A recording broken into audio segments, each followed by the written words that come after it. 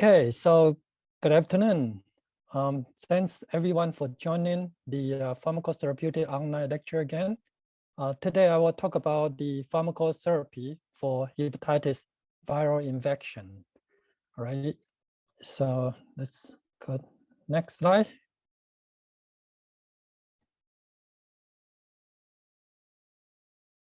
All right, okay, so hepatitis viral infection are known to cause liver cirrhosis and hepatocellular carcinoma or HCC. The hepatitis C virus causes liver inflammation, which leads to liver fibrosis, and that eventually go to into a liver cirrhosis, in this case here, and liver cancer or HCC. Hepatitis B virus can also cause liver cirrhosis and liver cancer, and sometimes it can skip the cirrhosis step that it can cause liver cancer directly. And this process usually takes several decades, like 20 or even longer years, for it to develop into cirrhosis or liver cancer. However, in the case of hepatitis B infection, infantile liver cancer caused by Hep B infection are also frequently observed. All right, so hepatitis means the inflammation of the liver. The symptoms include like nausea, abdominal pain, fatigue, malaise, jaundice, and elevated liver enzyme. Most of this actually could be asymptomatic, that you might not feel anything, even you have a liver inflammation, unless you do an enzyme test, a liver enzyme test. Like the enzyme is like alanine aminotransferase or AALT that indicate the liver inflammation.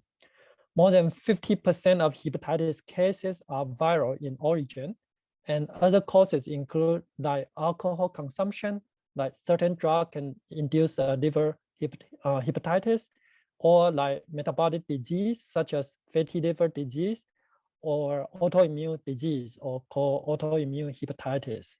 There are 5 major forms of viral hepatitis. The first one is hepatitis A, you know that, which is an acute and self-limited infection. It's contracted by eating contaminated food. And this is rarely lead to a permanent liver damage.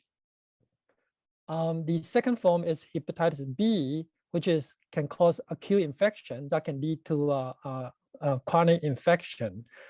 Acute infection means that once you are infected, then after a few months, typically around within 6 months, then you might be able to resolve or cure by yourself. If you don't cure the virus, then it can lead to a lifelong chronic infection. This is contracted by vertical infection or from contaminated blood sources. A chronic liver infection, Hep B infection, can lead to liver damage and HCC. The next viral that can infect the liver is hepatitis C, which can cause acute infection, can lead to a chronic infection as well, like Hep B. It's contracted from contaminated blood sources and can lead to a liver damage and HCC. Hepatitis D occur only in conjunction with hepatitis B, and that can lead to the most severe form of Hep B related liver disease. Hepatitis E is like hepatitis A, is typically only an acute self-limited infection, and but it could cause a big problem in immune-compromised individual and also in pregnant women. And both Hep A and Hep E are transmitted through the fecal to oral transmission route.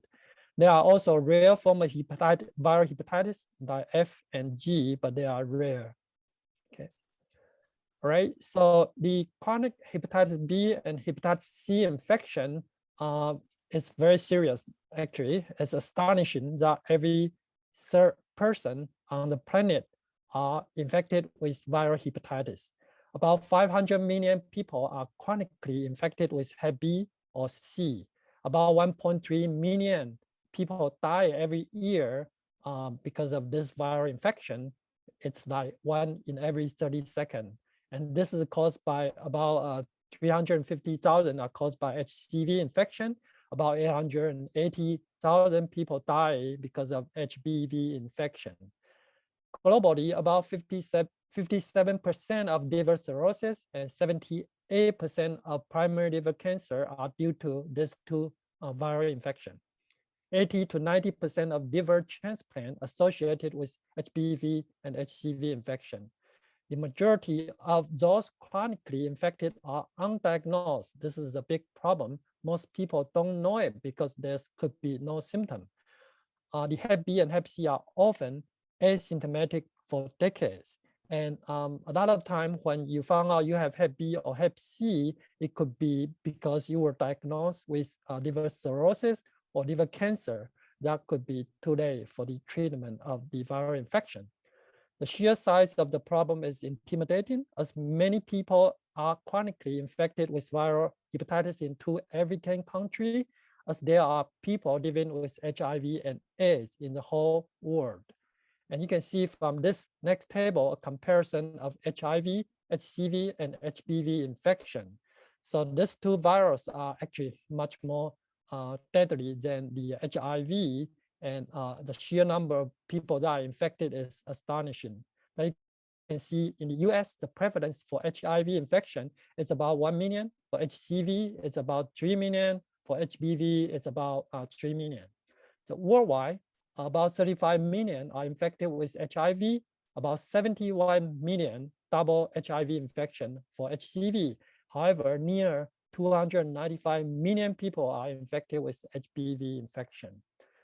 The biggest problem is that most of this HCV and HBV infection are undiagnosed. The diagnosis rate is only like 30% for HBV infection in the United States. And the percentage of those infected people treated are even much, much lower.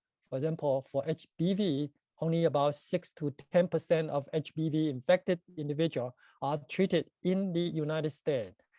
For genome, that we know HIV, it's an RNA retrovirus, which means that RNA mixed into the DNA, and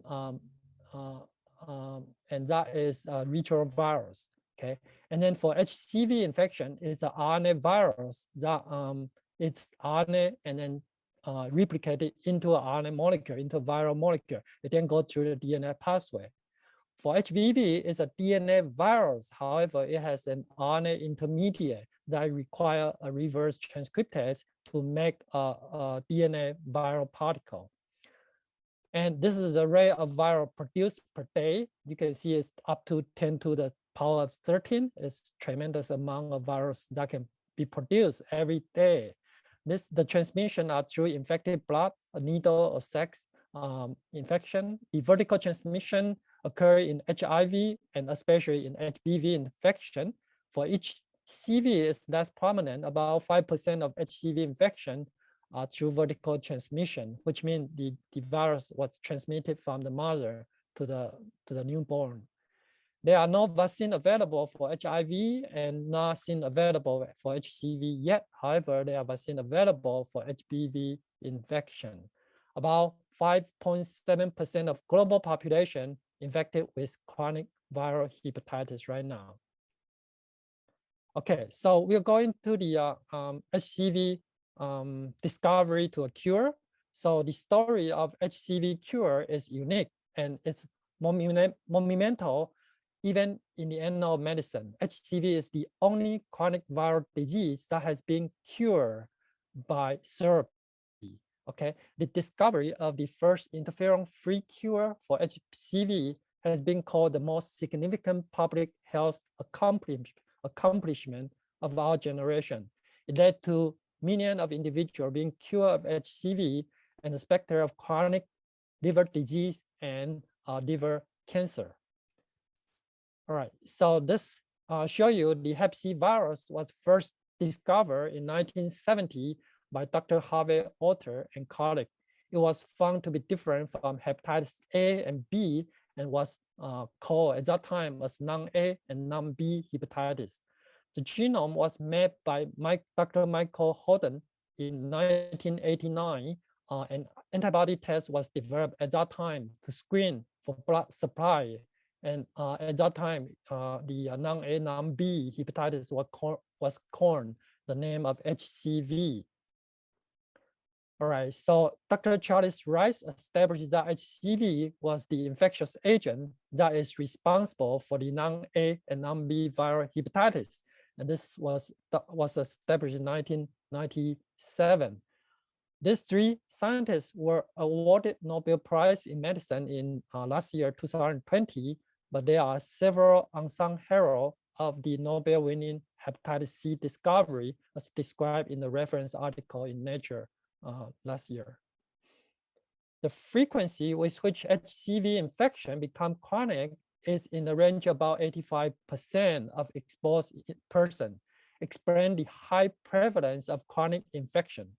The Nature History study have shown that about 20% of chronically infected patients will eventually develop hepatic cirrhosis, all right, and over a period of estimated about 20 to 30 years.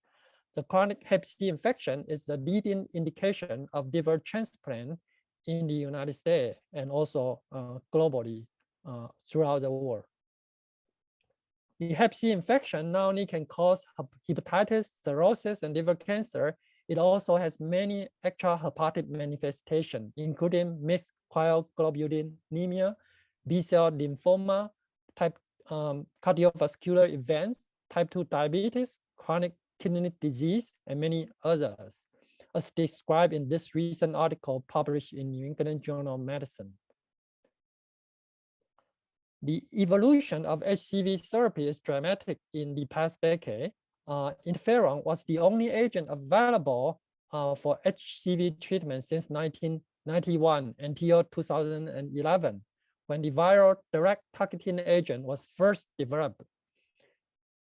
All right, this has changed the landscape of HCV therapy from low cure rate and high toxicity therapy of interferon to very high cure rate for all genotypes with little or no toxicity of the modern DAA or direct antiviral agent therapy.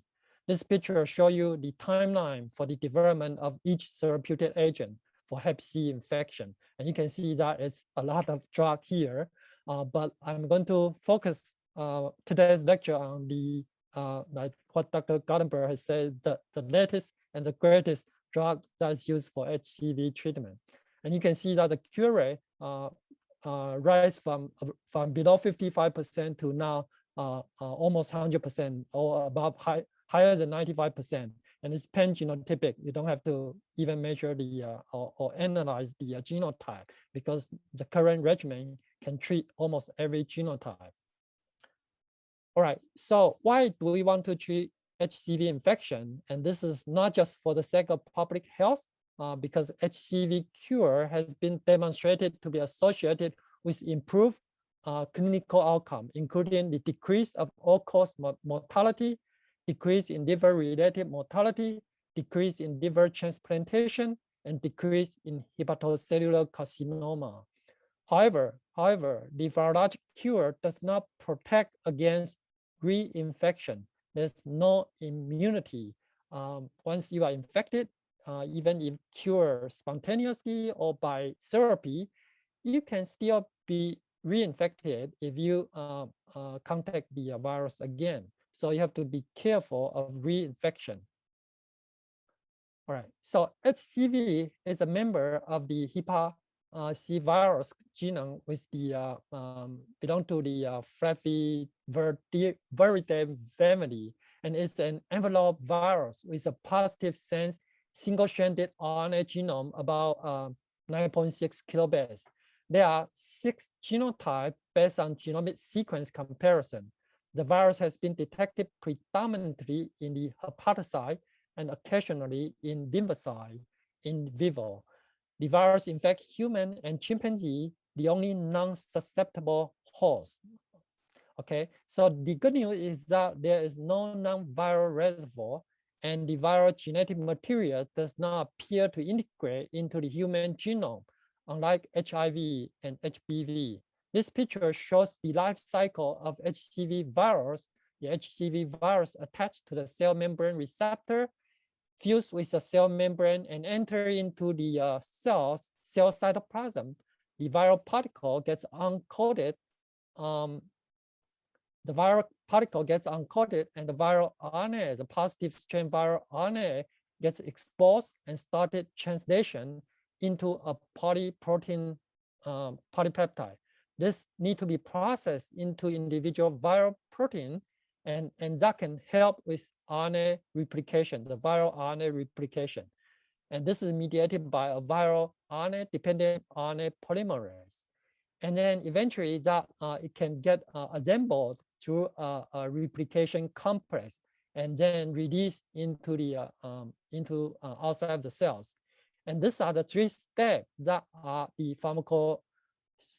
pharmacological target for HCV therapy. One is to prevent the polyprotein processing by inhibiting viral protease. And the second step is by blocking the RDRP, the RNA-dependent RNA polymerase, and blocking the viral RNA replication. The last step is during the assembly and in the replication center, you can block that process, so no virus or no viable virus are released. This picture shows the synthesis of Hep B hepatitis C protein. In A, the black circle marks the start and stop codon of the protein translation. This is one single HCV RNA, all right? So this is the translation stop from here and then make a large polypeptide, okay? And the stop codon is here. In the B, this polyprotein is called and post-translationally cleaved by both cellular and viral protease to yield a structural protein like C, a core protein, E1 envelope protein 1 and E2, and the non-structural protein denoted as P7NS2 or non-structural protein 2, and NS3, non-structural protein 3, 4A and 4B, and NS5A and NS5B, all right? The NS2 and NS3 junction site is cleaved by the NS2 and NS3 autoprotease, and the remaining non-structural protein are processed by the NS3 and NS4A protease. In this C picture here is that all of the HCV proteins are directly or indirectly associated with the endoplasmic reticulum, the ER membrane, and currently used anti-HCV direct acting antivirals or DAA target the NS3, this protein, this viral protein, the NS3, and NS5A and NS5B respectively, all right? NS3, NS4A, 4B, 5A, 5B protein will form the replication complex as shown here in this picture here. All right, and this is a list of all the drugs that is currently available that is targeting directly the NS3 or NS5A or NS5B. And this is the crystal structure. Most of the drugs are developed based on the structural biology by knowing their structure and finding or searching for molecules that can bind to the protein and inhibit its activity. This table summarizes the currently used anti-HCV direct-acting antiviral targeting NS3A protease and the NS5A and the NS5B HCV replication complex.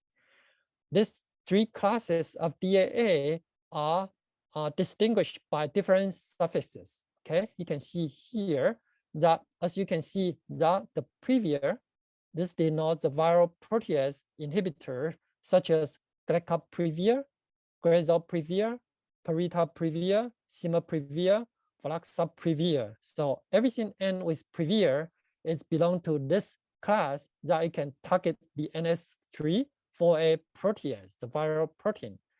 And then the second class is the buvir, is the viral NS5B polymerase inhibitor. And that includes a nucleotide polymerase inhibitor called sofosbuvir and another non-nucleotide inhibitor called dasabuvir. These are the two approved NS5B polymerase inhibitor or buvir. Okay, the last class is the svir, represent the drug that target the viral NS5A. And this inhibitor include like daclatasvir, elbasphere, ladypasphere, orbitosphere, pyrantosphere, and velpatosphere.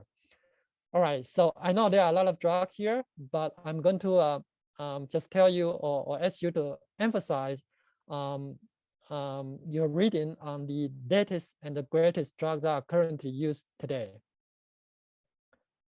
The left picture here shows a schematic view of HCV combination drug.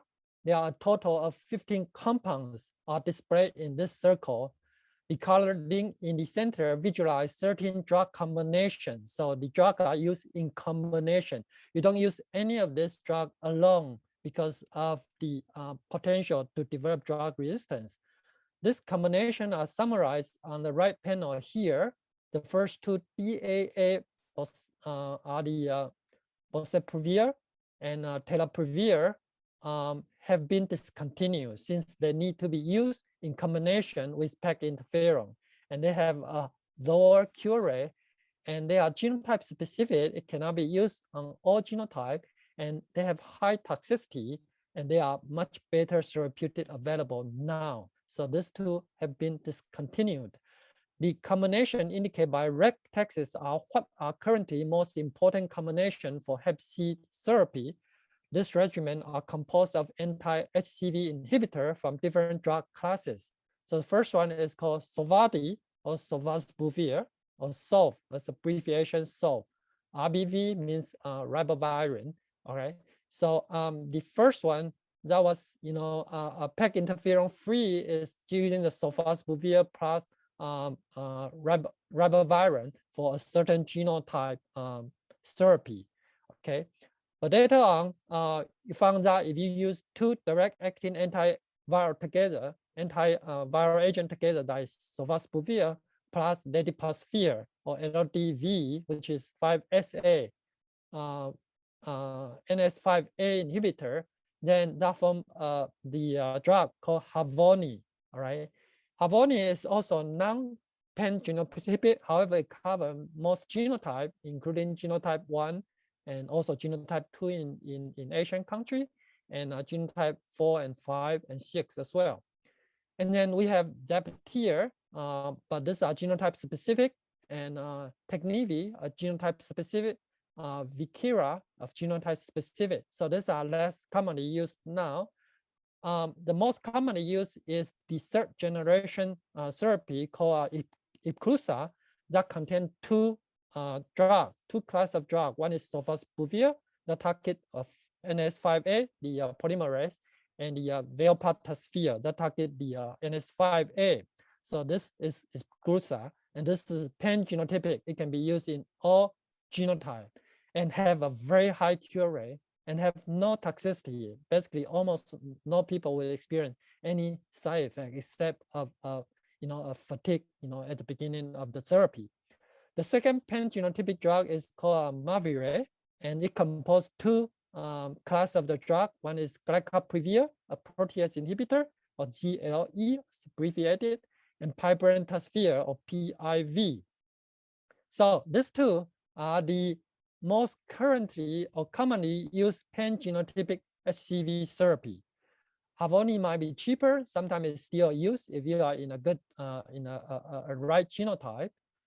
And there's a last one, which is even better. That is sometimes called the fourth generation anti-HCV agent. It's called Vosevi. It contains a drug in all three different classes, including sofosbuvir, velpatosphere, and falixaprevir. So all three classes are combined together. And this is currently being reserved as a rescue therapy if you fail the treatment with the other regimen. And this can be used as a rescue therapy, and it can still deliver up to 95% or even higher cure rate for those that fail the first treatment. So based on that, you can see there's basically a perfect treatment now, and that's why the person who discovered HBV, that they were awarded the Nobel Prize last year. Now let's discuss each class of the DAA in more detail. The left shows the tertiary structure of the HCV NS3 and 4A protease. All right, this is the structure of NS3 protease. It's a serine protease, and this is the substrate binding group that the drug that is developed is based on its substrate. Okay, so NS3 is a HCV serine protease, and 4A we mentioned is 3,4A complex. 4A is a cofactor that's critical for the activity of NS3 serine protease. This is critical for processing of the HCV polyprotein precursor, and the substrate binding group is shallow and relatively undefined. The earlier work to identify inhibitor focused on optimizing substrate-based inhibitor, and it's heavily used the structure guided method to optimize activity. However, the genotype coverage and rapid emergence of resistance variant were issued at the beginning. That most of the substrates that find out are like genotype specific, but later on they were pan-genotypic agent developed. And you can see that, for example, this is a substrate for the NS3 and 4A protease, and this is substrate is NS5A, 5B, the viral protein, and this is cliff right at this point here. And by using that as a model, and you can design the earlier substrate-based inhibitor for NS3 and 4A protease. All right, so this shows you the tertiary structure of NS3, 4A protease. All right, it's a complex with the first generation protease inhibitor, in this case, Cimaprevir. All right, again, this is non-pan-genotypic, and it's no longer popular. It's all no longer used nowadays because of its restriction on a specific genotype. All right, the chemical structure approved and experimental NS3, 4A inhibitor are demonstrated, and the blue line indicates the optimization from initial compound to the FDA approved compound, such as Boceprevir, Tenofovir. These two have already been discontinued, and the Cimaprevir here. Now, this shows you the latest and the greatest HCV NS3, 4A protease inhibitor.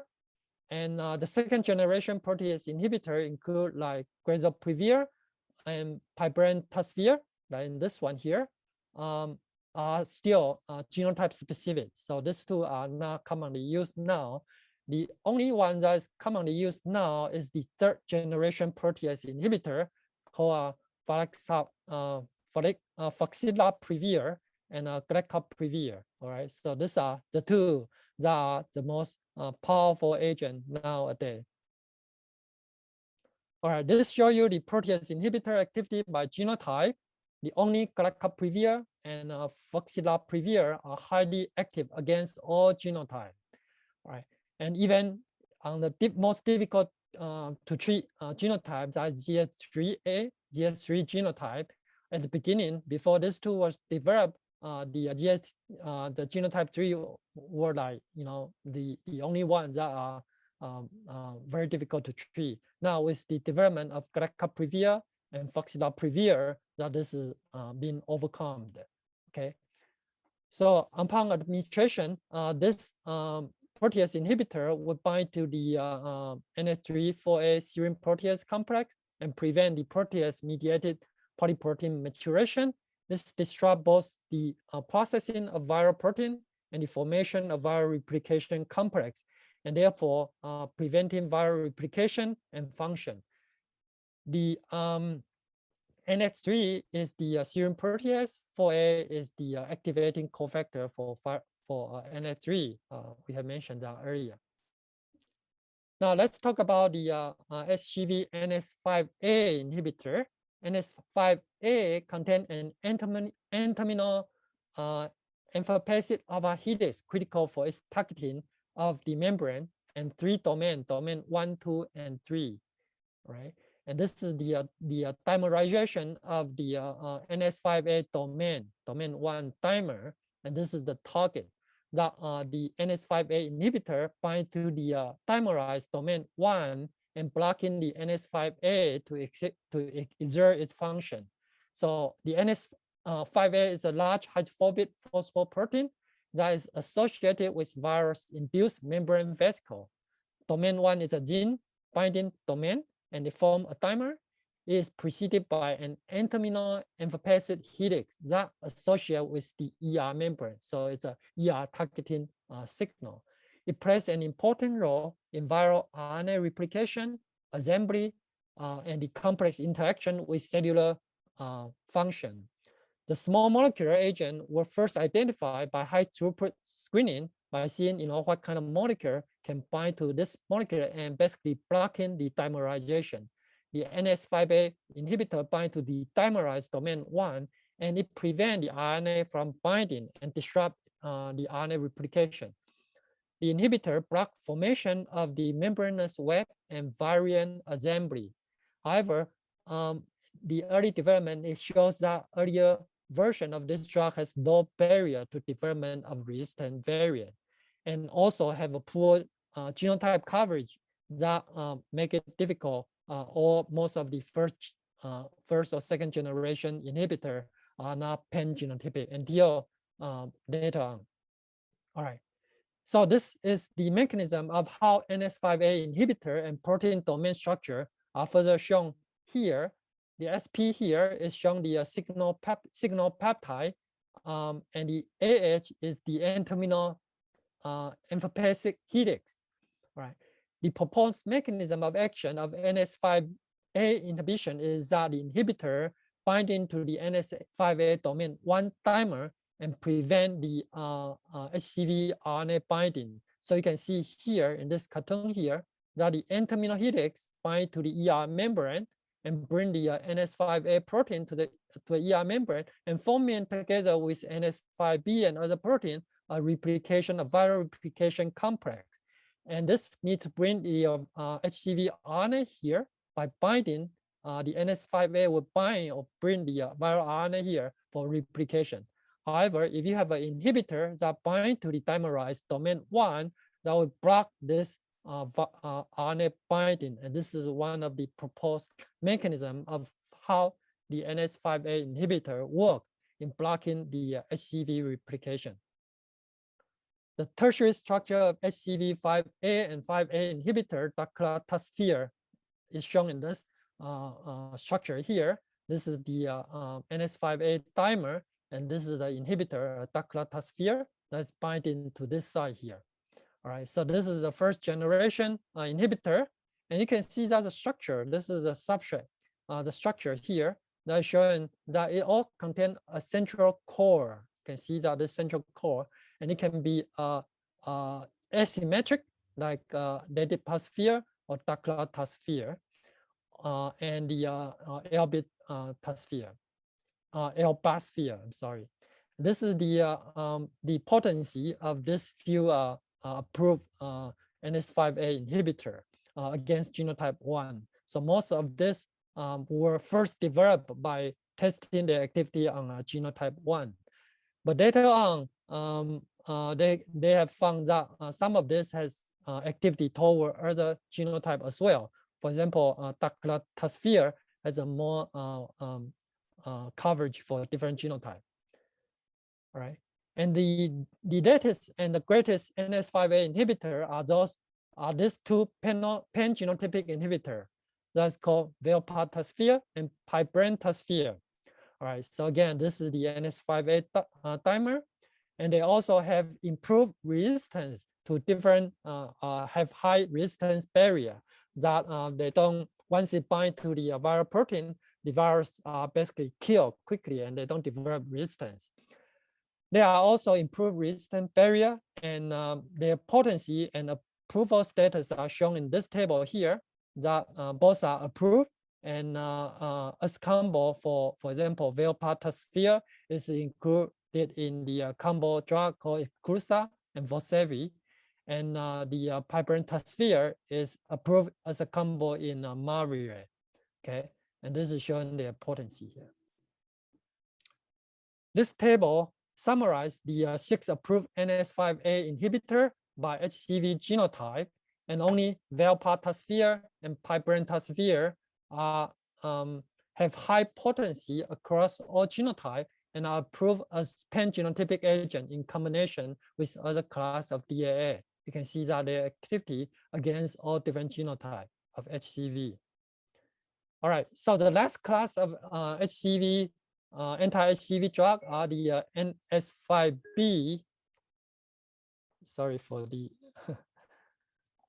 the NS5B RNA polymerase inhibitor. All right, so the NS5B RNA-dependent RNA polymerase is the protein that actually does the process of RNA replication. It has what has been called the right hand shape with the palm. If you look at your hand, look at my hand here, then you can see that you have the palm, and then you have the finger and the thumb domain. This is what RNA polymerase looks like. All right, the active catalytic residue are glycine and aspartic acid and aspartic acid and glycine residue, okay, or GDD residue. That's the most critical catalytic domain here. This active site is highly conserved across all genotypes and leading to the potential for development of a pan-genotypic agent if you can develop an active site-directed inhibitor. Also has the potential for development of high barrier to resistant agent because the active site residue are highly conserved and they are very critical for the enzymatic activity. Okay. So this is NS5B, RNA-dependent RNA polymerase, and the inhibitor used here are the nucleoside or nucleotide analog as the inhibitor. So nucleoside or nucleotide analog are the major player as inhibitor of viral replication. All right, as shown in this slide here, that you have a base. Once it's entered into the cell, it need to be phosphorylated by kinase 1, and then by kinase 2, a diphosphor molecule, and then a triphosphate molecule. This is the actual substrate for the polymerase. So only this one will work. However, if you just give this, you just take this molecule, it will not be, it will have basically, it will not be able to enter the cells, right? So there are several key challenges in developing a drug that can eventually be used as a therapeutic agent. So the key challenge is to first find out what molecule could be converted in cells to a molecule that was potent inhibitor of HCV replication. The molecule need to get into the body and then to the liver to be converted to the triphosphate active metabolite. It was the active triphosphate metabolite that actually interact with a key viral protein and inhibit its ability to replicate the viral genome material. That the virus was killed.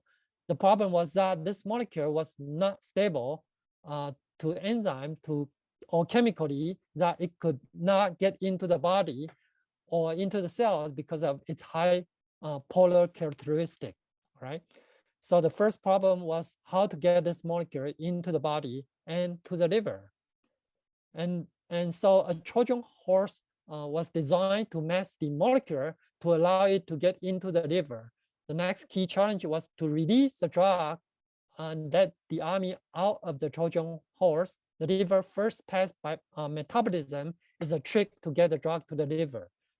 You know that the liver is the first organ that anything sees once it passes into the body. The incredible metabolizing capability of the liver, such that the liver itself can strip away the mask and reveal the inhibitory molecule, like here, okay? The liver cell was also able to convert the monophosphate into the triphosphate, which because it couldn't get out of the cell and could build up to high concentration inside the liver cells. The triphosphate it then went on to kill the virus by stopping viral replication. So this is basically the same mechanism, or the one mechanism, the same mechanism for all the nucleotide and nucleoside analog that's used to treat HIV, HCV, as well as HBV. Sofosbuvir was then discovered as the first effective and pan-genotypic agent for this purpose. It ever emerged to try to identify other nucleotides using the same liver targeting strategy.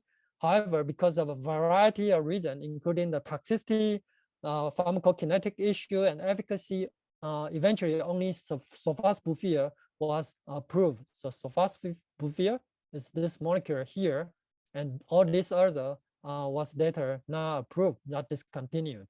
Okay, so sofosbuvir, and you can see that it has a monophosphate group here, and it is masked with two modules here.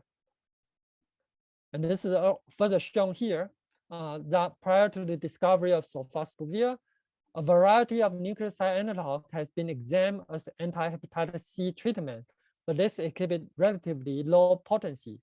This low potency arises in part because of the enzymatic addition of the first of the three phosphate group to the triphosphate is low. Okay, so this is the slow process, the rate limiting process. That if you have a nucleoside, this is a slow process that to add the first phosphate group to it through the kinase 1. The low potency arises in part because of the enzymatic addition of the first three phosphate group of the triphosphate is slow. The design of sofosbuvir based on the Protease approach, this is called Protease approach, avoid this slow step by building the first phosphate group into the structure of the drug during synthesis. So phosphate is built in here. Additional groups are attached to the phosphorus to temporarily mask the two negative charge of the phosphate group, thereby facilitating entry of the drug into the infected cells. So this is adding a phenol group here, and then an alanine molecule, and with a protected ester molecule here. Okay, and this can go into the cell fast, can be protected in the serum, and then get into the through a cellular enzyme and get into the converted into a nuclear monophosphate. All right, so this is a fast process here in the cells, and then it has a fast step by adding the diphosphate group here, and that becoming active triphosphate. All right, and this is the one that can inhibit the RNA-dependent RNA polymerase. And remember, the current pandemic, the COVID-19, SARS-CoV-2 also is also RNA polymerase. It also uses RNA-dependent RNA polymerase, and it has actually been shown that sofosbuvir is also active in inhibiting the COVID-19 RDRP. Its use in treatment of COVID-19 is currently under investigation. Another approach to targeting NS5B employing the allosteric modulator. And this were identified using either biochemical or phenotypic screening using high throughput screening of small molecule chemical library. This approach took significant advantage of structure-based drug design work since the crystal structure of the viral polymerase was known at that time. The key allosteric binding site reside in the PON domain here and on the SAM domain. All right, so these two domains where the drug can target, it has a binding site for a pocket that potential drug can bind. The key allosteric binding site are this here. So in the phase 1 trial, actually there were 22 drugs enter clinical development during this step. And similarly, the PON NS5B inhibitor vary widely in clinical structure, indicating the several distinct binding sites in this domain. Eventually, only one clinical candidate made it through the approval process, and this is the only allosteric NS5B PON domain inhibitor, and this is called dasabuvir. It's this molecule here. Okay, so dasabuvir is the one that binds to NS5B PON domain. All right, it binds to this domain, and cause a structure conformational change, and that inhibit the NS5B, the polymerase activity. And this is approved as a combo ingredient in a drug called Viekira-PEG. However, this is only active in genotype 1. So there's a problem with this drug, and it's not commonly used nowadays. Today, the recommended regimen for HCV therapy are Havoni, that is approved for genotype 1, 4, 5, 6, and also for 2 in other countries. Icrusa, approved for all genotype, and Marvire. And as we mentioned earlier, Vosevi is reserved as a rescue therapy if you fail treatment with the other, the first treatment. So this is just a summary of what I have said. And here, maybe sofosbuvir, we know is a substrate for P-glycoprotein. It's an inducer for P-glycoprotein, such as rifampicin or St. John's wort could reduce the absorption of sofosbuvir. There's a very good website called Hep Drug Interaction website or interaction checker using this link here that you can just plug in, the drug that you are taking and then check if there's any potential drug interaction with any Hep B or Hep C drug. All this have high barrier to development of resistance. Remember, this does not develop resistance easily, and it deliver a cure rate above 95%. So this triple therapy, a Fail-Fox triple therapy, this is reserved for salvage or rescue therapy if you fail the first therapy. And the adverse events are very mild. Maybe some patient might experience fatigue or nausea or diarrhea and anemia if ribavirin is added, which is usually not required unless it's a retreatment. Okay. All right, so this is a summary of the HCV interferon-free therapy today. So this is a reality. You don't need to use any interferon for Hep C treatment. It's a simple oral fixed dose and a short duration. For Maria, you use only for take it for only 8 weeks, and that's 2 months. And or the Icrusa, you take it for 3 months or 12 weeks, and it can deliver above 95% cure rate across multiple genotype or almost all genotype, actually all genotype. And high cure rate is difficult to treat patient population, and it also have high cure rate in difficult to treat patient population, like including genotype 3. The DAA HCV cure are associated with 79% reduction in HCC risk. So that's why if you have a HCV infection, it doesn't matter whether you have symptom or you don't have symptom. You want to prevent transmission, and you want to prevent any potential hepatitis or fibrosis or cirrhosis of a liver or even development of HCC. Then you want to get treated as soon as possible. Okay, as soon as possible. If your insurance don't cover it, I think the drug company have some system program, and even in low-income country, you can also have access to authorized genetic regimen that is provided to every country or Indian or other country that the pharmaceutical company authorize them to make genetic version of this agent. All right, so now anyone with detectable HCV virus are recommended for treatment. Okay, so if you don't know if you have Hep C, get tested, and you have Hep C, get treated. That's very important. All right, so that's what I would say about hepatitis C. I know there are a lot of drugs to cover. I can stop here to take any question. Does anyone has any question? Maybe 1 or 2 short questions. Yes, Dr. Chen. Yes, yes. Go ahead. What is a vertical infection? I heard that a while ago, but okay, it's called a vertical transmission. Vertical transmission, that means that the virus was passed on from the mother to the newborn baby during delivery. All right, during delivery, because the baby gets contacted with the virus blood. All right, and sometimes there could be intrauterine infection as well. That sometimes can occur. However, for HCV, the vertical transmission rate is low. It's only about 5%. Okay, so if a woman who are a carrier of HCV have very high viral load, then nowadays even recommended that they get treatment. Okay, the best is they get treated before they get pregnant, and or they get treated before, like 2 or 3 months before delivery, and then you can prevent all chances of vertical transmission. All right. Okay, thank you. Sure. That's a question. And Dr. Chen, yeah, just really quickly to clarify, for the combination drugs, should we know the particular drugs in those combinations? Yes, you need to know the drug, the brand name. I think this is so new, so I think the brand name is the only one that's available. So why not know it? It's much easier to know. Yeah. So, but I will not test, what is the component in Isglusa, for example. But I will tell you, Isglusa with these two ingredients, and whether it's pan-genotypic or not. Probably not as simple as that, but all right. Okay, I see. Thank you. All right.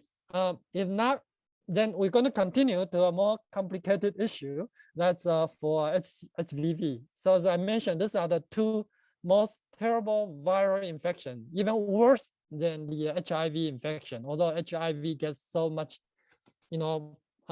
popularity or traction of investment to finding a cure, and a lot of research and development of drug was first point to finding a cure for HIV. Now we have cure for HCV. So no drug company, all the company has said, we're not going to develop any further treatment or therapy for HCV, because now virtually everyone, once you got identified that you are a carrier, then you can be treated successfully for HCV. Right, and the World Health Organization actually set a deadline that in 2030 that they want to eliminate hepatitis C and also hepatitis B, but that is probably not realistic. All right, so now let's move on to HBV therapeutic and the progress toward a cure. So worldwide, there are about 3 billion people are infected with chronic hepatitis B. With HBV. They have been infected even in the past, or they are still being infected. About 250 million chronic infection now. All right. So about 67% are in Asia, in India, China, and in Pacific Island. And in fact, including myself, I'm a chronic Hep B carrier, unfortunately. And about 10 to 30 million patient new infection that occur annually. All right. And most of this are co-infected with HIV. So the fact is that people with HIV infection, that they are drug user, and then most of them, not all of them, most of them are some of them are drug user, then or they have contact with contaminated blood, then they can get co-infected with both HBV and HCV as well. And sometimes the worst is that they have HIV, HBV, and HCV all together. And that's very difficult and damaging for them. In the United States, about 2 million Americans are chronically infected with hepatitis B. About 50 to 70,000 new infections annually in the United States. And there are about 1,000 perinatal infections. That's a vertical transmission annually in the United States. So hepatitis B causes up to 880,000 deaths each year worldwide. And this is the prevalence rate in different areas in the world. This slide shows you what the Hep B virus looks like. It's complicated. It's a DNA virus, and that primarily infects the liver cells. It is about 100 times more effective than HIV virus. And the subviral particle contains surface antigen. This, you can see the filaments or circle step. These are all subviral particles that contain the surface antigen. And they are found in the blood and body fluid, and they are able to survive in dry blood or for longer than 1 week. And the viral reservoir is called a cccDNA, covalently cross-circular DNA, and it exists in the nucleus of hepatocyte. The small segment of viral DNA also integrate into the host genome. That is the problem. It's almost difficult or no way to cure them. All right. And there are 7 non-viral genotypes found throughout the world. So you can look at the particle. This is called DAM particle. This is the actual virus, infectious virus. You can look at from the outside. That has a surface antigen on the outside. And when you look at transparently, you have a core particle inside the envelope. And inside this capsid, this is a core or nucleocapsid envelope inside there. And inside there's a DNA, and this is a double-strand DNA. It's a DNA virus, right? And inside this DNA, it contains one of its viral protein. It's the DNA polymerase. It's Hep B DNA polymerase. It's not just a DNA polymerase. It's also a reverse transcriptase. All right. So and there's a description here and a reference here if you want more information about Hep B. This is the genome structure of a Hep B. It consists of a redax circular partial double-strand DNA. So you can see that the positive strand is the inner strand. It's not full-length, but the negative strand is the outer ring. It's a complete, full-length viral DNA. And it is attached to the viral polymerase at the 5' end. The polymerase is inside the virus particle, and it can continue to make this viral DNA inside here. But there's a gap here, so it's partially double-stranded.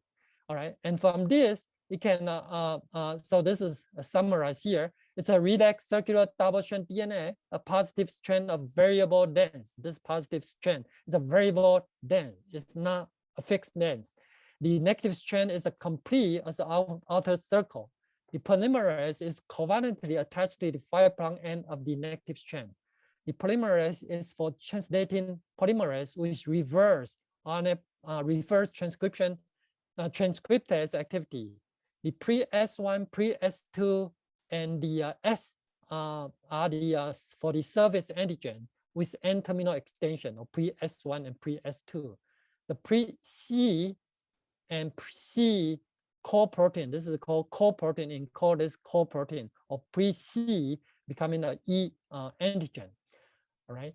And the C is called the capsid protein. And there's another one, is the polymerase here. Of course, this encode the polymerase, the large protein. And then another mixed protein called X protein, or HBX. This maintains the active replication and cellular transformation.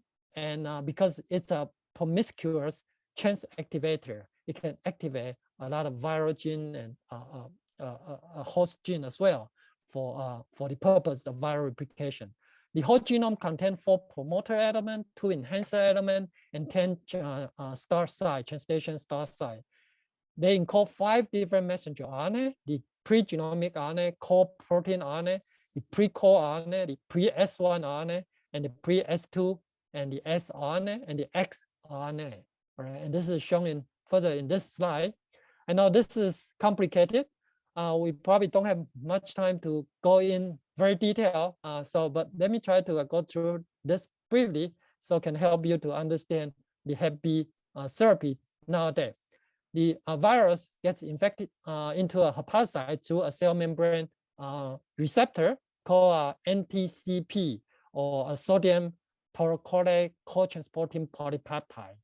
The HBV, once it enters cells, it releases the cross-circular DNA, partial double-strand DNA, and through a host DNA repair mechanism and forming a mini chromosome called covalently cross-circular DNA in the form of a mini chromosome. This is the major transcription template for the virus. So it transfers into 5 different viral RNA that can encode one of the major large RNA called pre-genomic RNA, and other RNA that can code for core antigen, surface antigen, and other viral protein, X protein, and other viral protein, the polymerase protein. All right, and this all come together, and then together with the pre-genomic RNA and packed into the viral particle, and then forming a DNA synthesis through the viral RNA, viral polymerase, and then this further pack and then release. It can replenish the covalently cross-circular DNA, or it can be released into the cytoplasm and then released into the bloodstream. All right, and here you have the viral particle that come out from a hepatocyte, and this is complete viral with recombinant redax circular DNA in here. Okay, this is called DAM particle, and it also contains a subviral particle in the bloodstream. So you can measure the viral DNA from just a simple blood draw, or you can measure the surface antigen in the blood. And in the blood, you can also find the E antigen, all right? And the RNA particles that contain HBV RNA, as well as the core antigen, E antigen, and P21 core-related antigen. This together called HBCR antigen or core-related antigen, and this is encoded by this protein here, and through the different differential processing of this protein. Okay, all right. So, but this is what you can find through a blood draw, and what you can measure. You can measure the viral titer. You can measure the viral marker, and then determine what is the status of the infection. All right, so that's a brief summary of what it is. If you want more detail, there's a reference article there.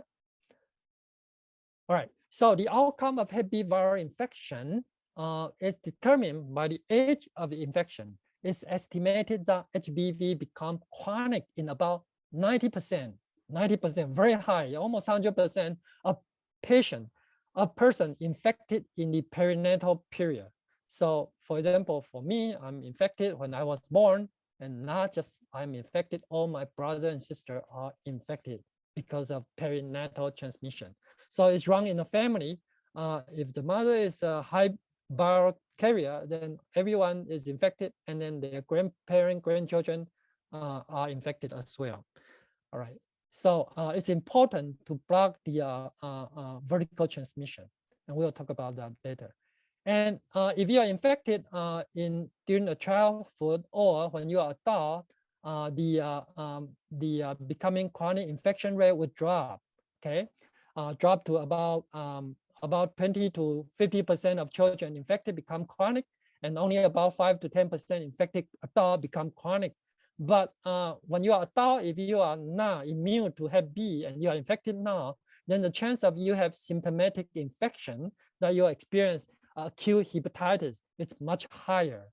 So for us that are infected when we were born, is that we were not aware, and I was not aware until I was in my 40s.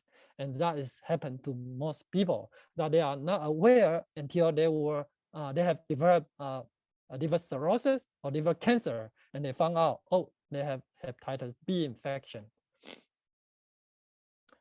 All right, so this is the stage of chronic HBV infection, and based on the marker in the serum, based on HEV hepatitis E antigen, if you have E antigen, that means you are in the early stage of infection, that the viral titer is very high. The viral is very, very highly replicated state.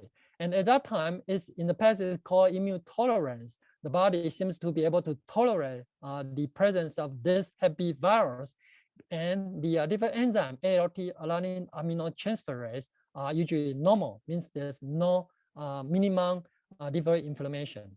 However, this goes through an immune clearance phase, and the ALT start to rise and down, goes up and down, and then the viral load start to decrease, and it go to a stage of inactive or co-infective. It means that the ALT becoming normal, the viral is low. However, this can go to reactivation, that the viral load can go up and the liver could start to inflame again. This nomenclature has been recently changed into just saying it's phase 1, 2, 3, 4, and 5.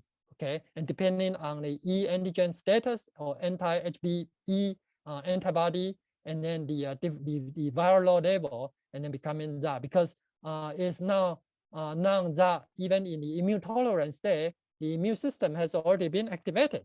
So it's not really immune tolerant. In the inactive state, the viral has still been replicated actively. It's not really inactive. So that's sort of misleading. And that caused a lot of delay and negligence of the chronic Hep B infection. All right, so we now call it E positive chronic infection or E positive chronic hepatitis if you have hepatitis, or E negative chronic infection or E negative chronic hepatitis. And eventually it can be, if you are lucky, you can go into a surface antigen negative, and you can develop with or without surface antibody. And then that is called OCA HBV infection, or code of resolution or resolved state of the HBV infection. that can occur spontaneously in 50 or even older, like 70 years old. Eventually, if you still survive, if you didn't have a liver cirrhosis or liver cancer, and then the virus gets maybe becoming too old and they are not replicating much, and the virus start to be slowly clear from the body, and it can go into the phase 5 or resolve state. All right, so we have only 15 minutes to talk about the agent that's used for treating HBV infection. And this is the timeline for the development of agent for treating HBV infection. Since 1990, the interferon was discovered that can be used for treating HBV infection.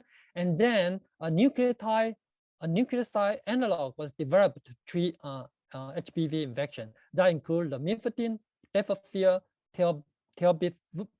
telvivudine, and entecavir. And then the newest, the TDF, tenofovir disoproxil fumarate, the anti-HIV drug, and then the TAF or tenofovir etafenamide.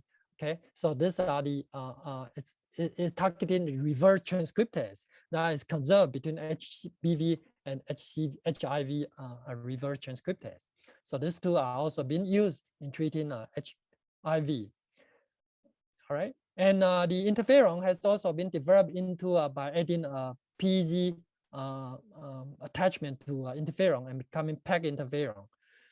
And the acute Hep B infection, that if you are an adult and you are infected with Hep B, you can often resolve spontaneously. So often supportive therapy may be the only thing needed if symptoms occur. However, in some cases, antiviral can also be used as well. All right, so these are the list again for all this chronic Hep B therapy. And I'm going to just show you, I'll discuss this agent individually in the following slide, but this is just a brief summary of the previous therapy, including the lamivudine here. That's the old drug, the previous old drug that's no longer being used as a first line.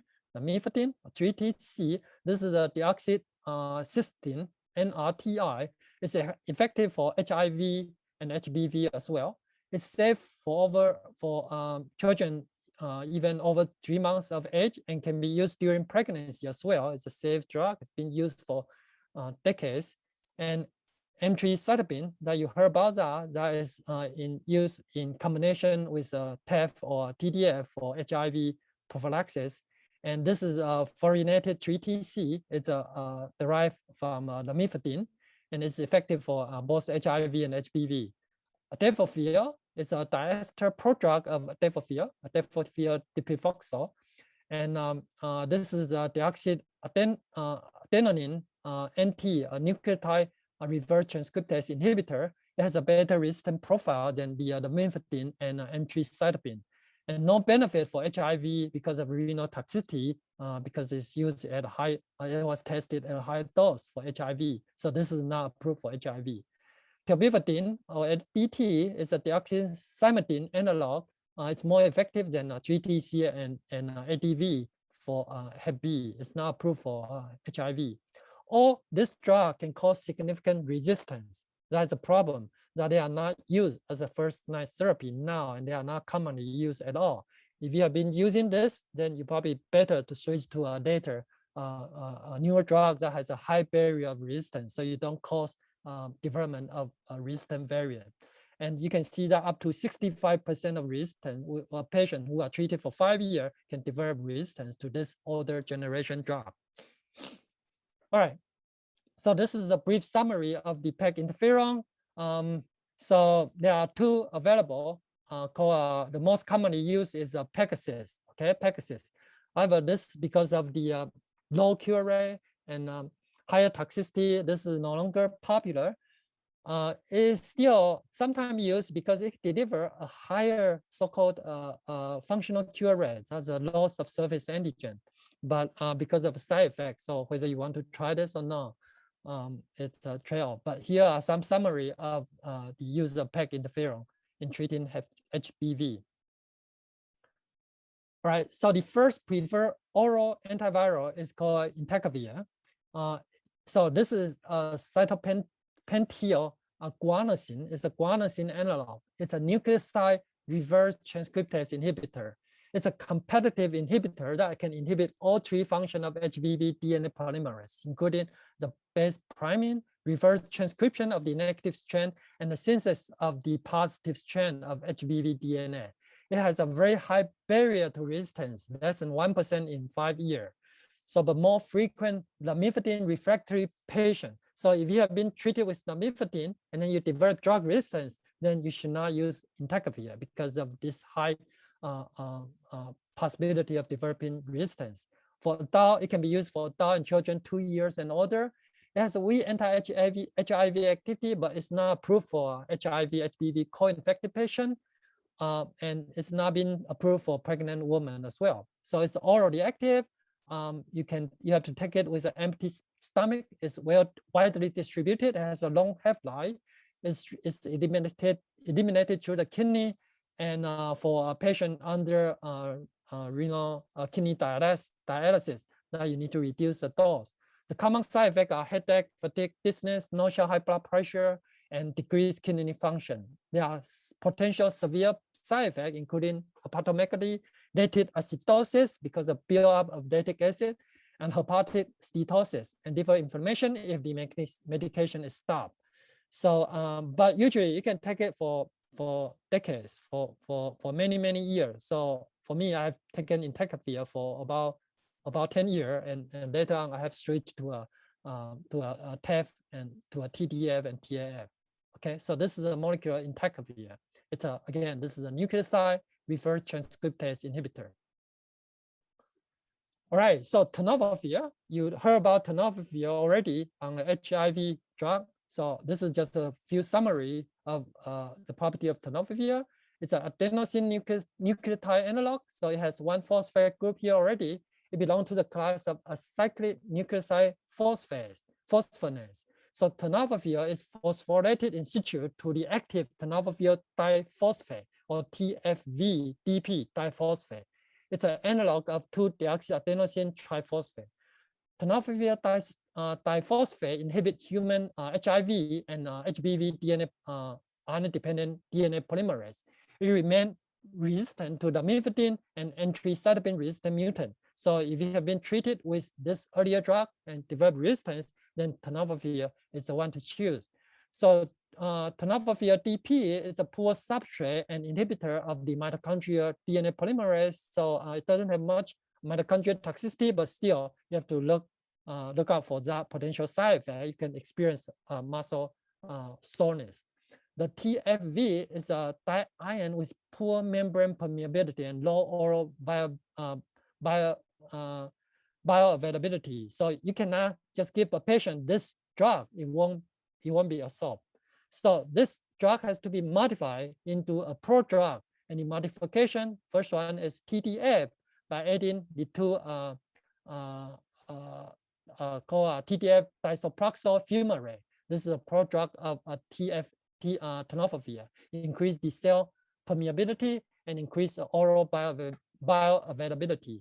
This nucleotide analog, inhibit both HIV and HBV. These are well tolerated, associated with effect on renal function and bone mineral density. So TTF has been shown to have, after long-term use, it can affect on the renal function and bone density. So TAF was later on developed as a phosphonoamide prodrug of TVF. The plasma.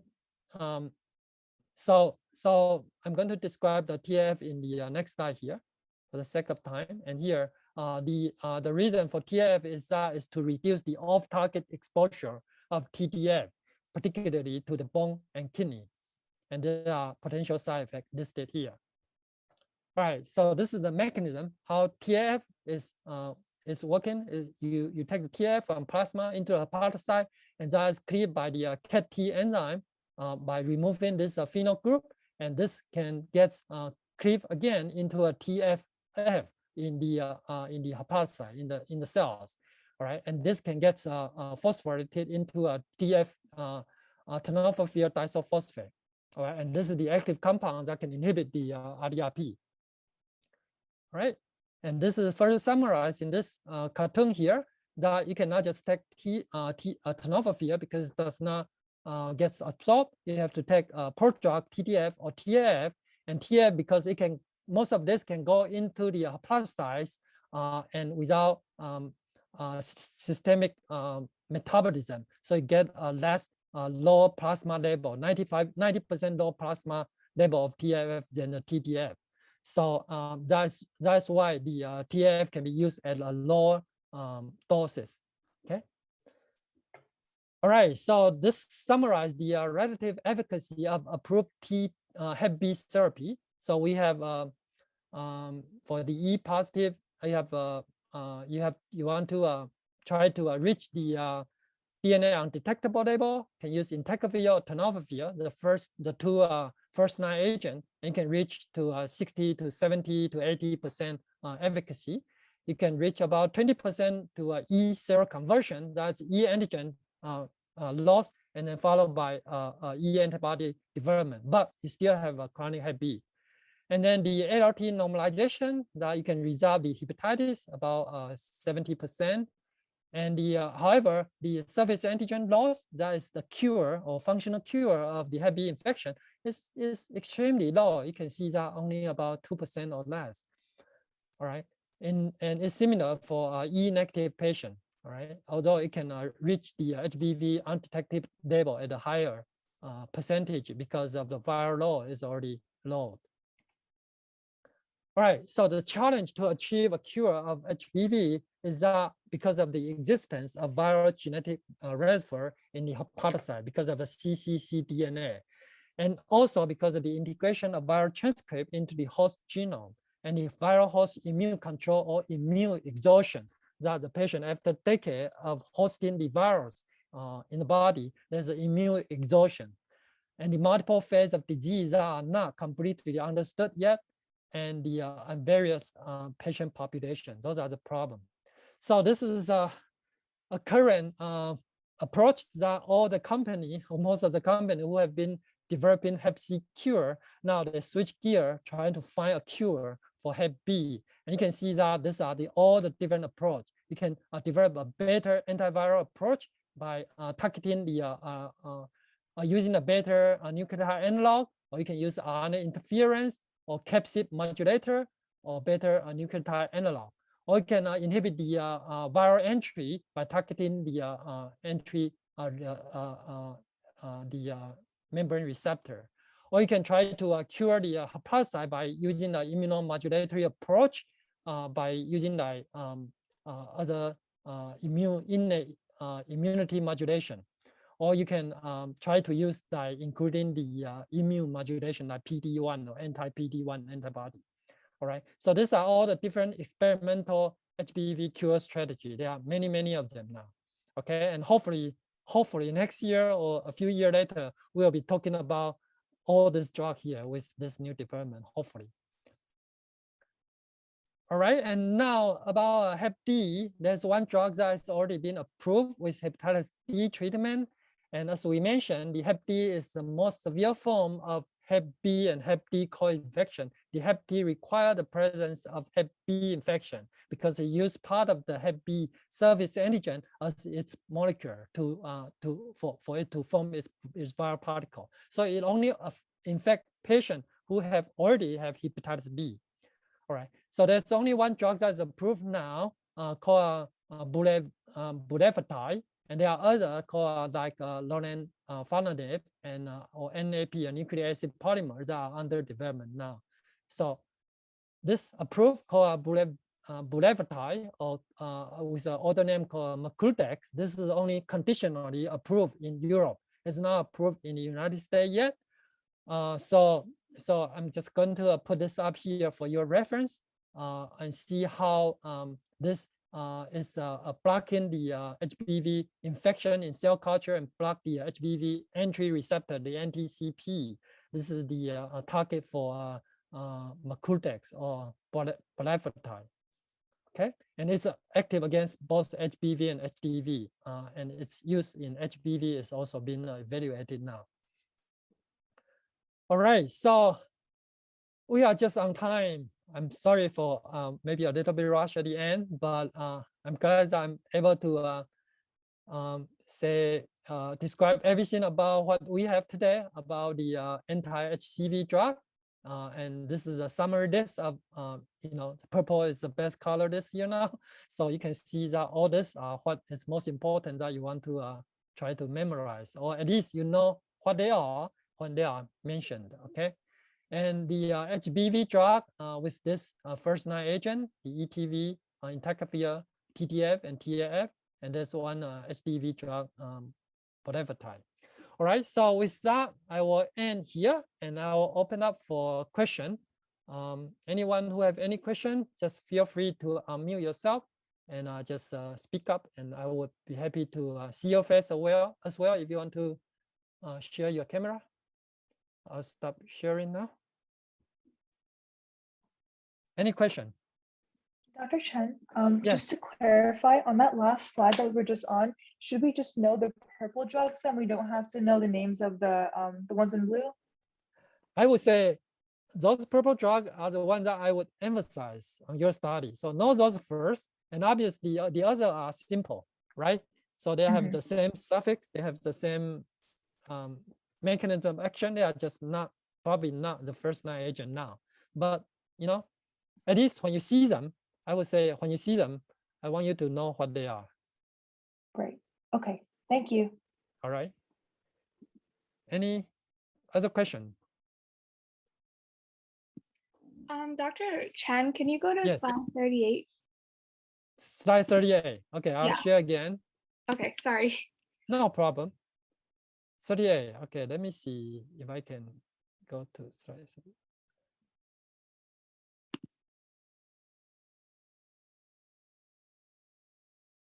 It's good that we have a slide number here. Yep. Yeah, that one. On the slide, it says that it has reverse transcriptase activity. I was wondering why it has that if it's double-stranded DNA. Very good question. Extremely good question here. Because that's virology, I didn't emphasize that much. But think about it, the HIV. HIV is an RNA virus, right? Is that right? HIV is an RNA virus. However, it goes through a DNA step. Okay, so the reverse transcriptase is at the beginning that the HIV RNA is reverse transcribed into DNA. That's reverse transcription, right? You use RNA to make DNA. Yeah. For HBV, it's a DNA virus. However, the virus goes through an RNA step. It has to go through an RNA step. The DNA can only be generated through this molecule called pre-genomic RNA. It's a full-length viral RNA. All right. So this pre-genomic RNA has to be reverse transcribed into DNA, into the negative strand DNA. Okay, and that's only the that is where the reverse transcriptase come from, and that is mediated by the HBV reverse transcriptase or HBV polymerase. Okay, and it's only being transcribed into the negative strand? It's being reverse transcribed into the negative DNA, negative strand. And then the negative strand is used as a template to make the positive strand, okay, and make it into a double strand DNA. So it is also a DNA polymerase. That's how wonderful this viral polymerase can do. They can do wonderful things. They have helicase activity. They have reverse transcriptase activity. They are also DNA polymerase. Okay. That's cool. Thank you. Yeah, that's cool, right? However, it's not easy to cure them. That's a problem. It's very difficult to get rid of the virus. Okay, yeah. I also had one more question. Yeah, but and then that is also different from HCV, Hep C, and also the COVID, all right, the SARS-CoV-2. Those are RNA virus, and those never go into the nucleus. They will stay in the cytoplasm, and then they were transcribed by RNA-dependent RNA polymerase. So they are copying their own genome through the RNA. Okay. So that is a different RDRP called RNA-dependent RNA polymerase. So all the RNA Okay. polymerase. Yeah. Okay. Is that also for Hep D as well? Hep D it's a RNA polymerase. Okay. Do we have Hep D? Now I have to go through that. Let me see if I can find that. How it is transcribed. I didn't go into because of the time. I didn't go into the life cycle of Hep D. Okay. I think that is on the last slide. And we only did the one Here. drug for Hep D. Yeah, here the Hep D here is here. All right. So the Hep D, it has this molecule, and I guess it's not completely understood that the Hep D RNA, this is the Hep D RNA molecule or RNP molecule, gets replicated. All right. So I'm not 100% sure how there's some description here. Yeah, it gets replicated. Okay. Okay. Thank you. Yeah. And my my other question was on slide 41. I was just wondering what the ALT stand represented. Is that liver inflammation? That's a liver enzyme. It's one of the liver enzyme called alanine aminotransferase. And this is one of the enzyme in the liver for metabolism of amino acid of protein. And that when the cell gets damaged, the liver cell gets damaged because of inflammation, the cell die or can leak out, they can leak out into the bloodstream. And you can measure a high level of liver enzyme when you have a liver damage, okay? And that will release into the bloodstream. So just by testing for that enzyme level, then you can see the degree of liver inflammation. There's another enzyme called AST that's also measured, but AST is less specific. It also occurs in many different tissue injury. Okay, thank you. That's all I Sure. had. Thank you. Okay. And Dr. of course, Chen. there are more than the marker for liver injury is more than that. You can also measure other marker for liver function, including the platelet, a PLT, the platelet number. For people with liver cirrhosis, the platelet number would drop and they would have problem with coagulation. And those people can bleed to death.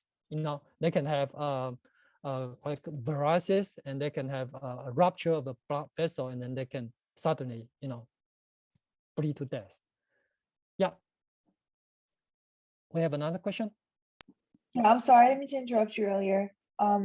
I just wanted to clarify on slide 9 when you talked about the extrahepatic manifestations of Yes. HCV. I was just wondering if we should know those, that all the ones that are listed there. Sorry, it's way back. I apologize. I know. Very, very good question. I would like you to know everything, obviously. However, for the purpose of the exam, I would be fair. You only need to, if you are interested in about Hep C effect, or if you have Hep C or your family member have Hep C, you should know that Hep C is not only affecting the liver, it's also affecting many other body organ. And at least know some of this.